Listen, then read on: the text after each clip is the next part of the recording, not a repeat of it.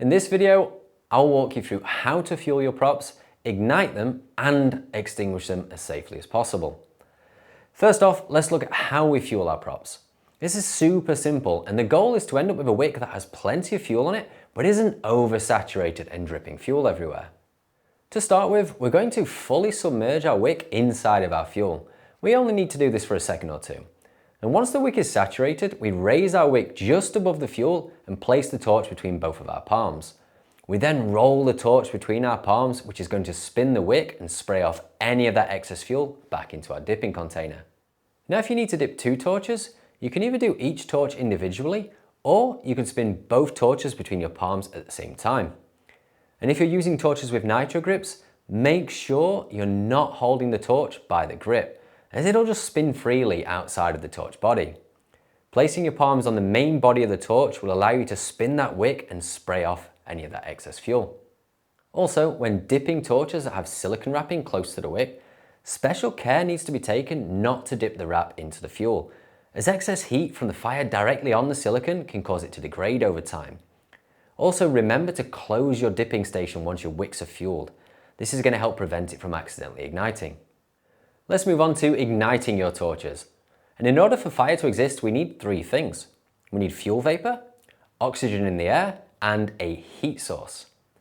Now, our low flashpoint fuels vaporize at very low temperatures, so we'll have plenty of fuel constantly mixing with the oxygen around the wick.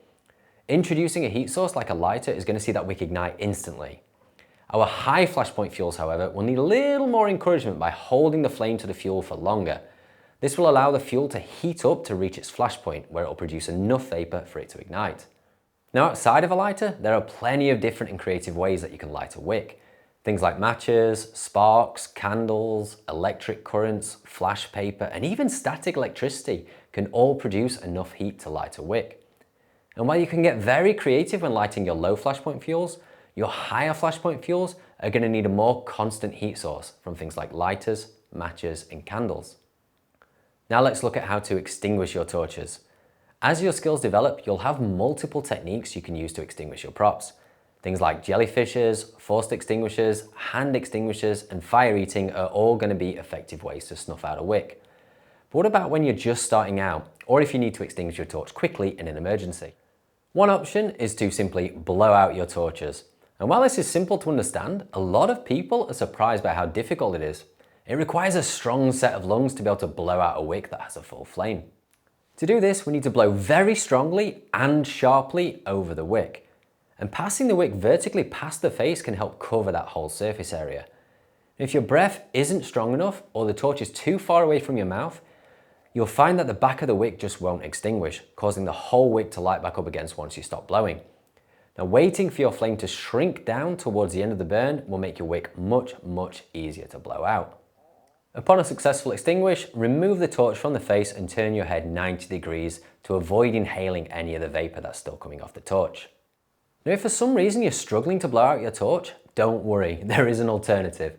Using some sort of fire suppression blanket is going to be very effective in extinguishing a torch. And these blankets work by smothering the flame and removing enough oxygen from the fuel mixture that it cuts out the ignition. Now, you don't need anything fancy for this. My personal go-to fire blanket is a damp but not soaking wet 100% cotton towel. Be mindful though that damp cotton towels can freeze in very low temperatures, and water will evaporate fairly quickly in hot temperatures.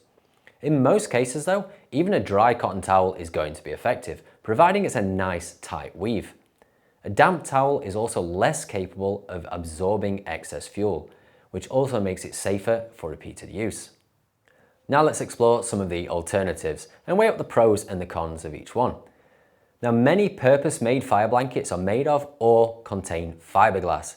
And as you'd expect, these blankets are super fire retardant, but they're better suited for emergencies as they can get very itchy and leave small fiberglass shards on your props. Now let's have a look at duvetine, which is a heavy cotton fabric that's often used in theatre productions. It's nearly always coated in fire retardant chemicals, but these chemicals do have a lifespan. Washing these blankets will remove much of the fire retardant chemicals, and even UV exposure and handling can reduce its effectiveness over time. Wool blankets are also very effective for smothering props, however make sure they're designed for fire suppression. These blankets have a heavy, tight weave, and prior to fiberglass blankets, wool was the gold standard due to its high ignition temperature. So now we know what to use, let's look at how to extinguish a torch using a blanket. The goal here is to remove enough oxygen from the wick so that the ignition is completely cut off. To do this, you're first going to have your fire blanket already laid out and ready to go. Next, place your wick in the center of the blanket, then fold the blanket over the wick away from your body. This is because fuel vapor can collect on the inside of the blanket, and when pressure is applied, it can squeeze out.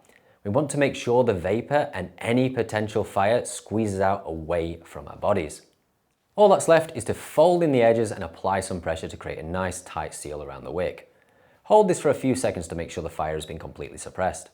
If you reverse these motions, you should be left with a completely extinguished wick that's good to go. Fire blankets can get coated in fuel over time, which can become a hazard in itself. If you're finding yourself using fire blankets a lot, make sure you regularly wash them, or at least allow the fuel to evaporate off between uses. And while you may need a fire blanket in the beginning, aim to progress your skills as quickly as possible. This is going to give you easier alternative ways to extinguish your torches moving forward. And while you may need a fire blanket in the beginning, aim to progress your squirrels. Progress your squirrels, everyone. It's very, very important. And while you may need a fire blanket in the beginning, aim to progress your squirrels. I said squirrels again. Oh my God. This is another beauty fuel moment. Maybe I just need to progress my squirrels. Maybe that's the answer.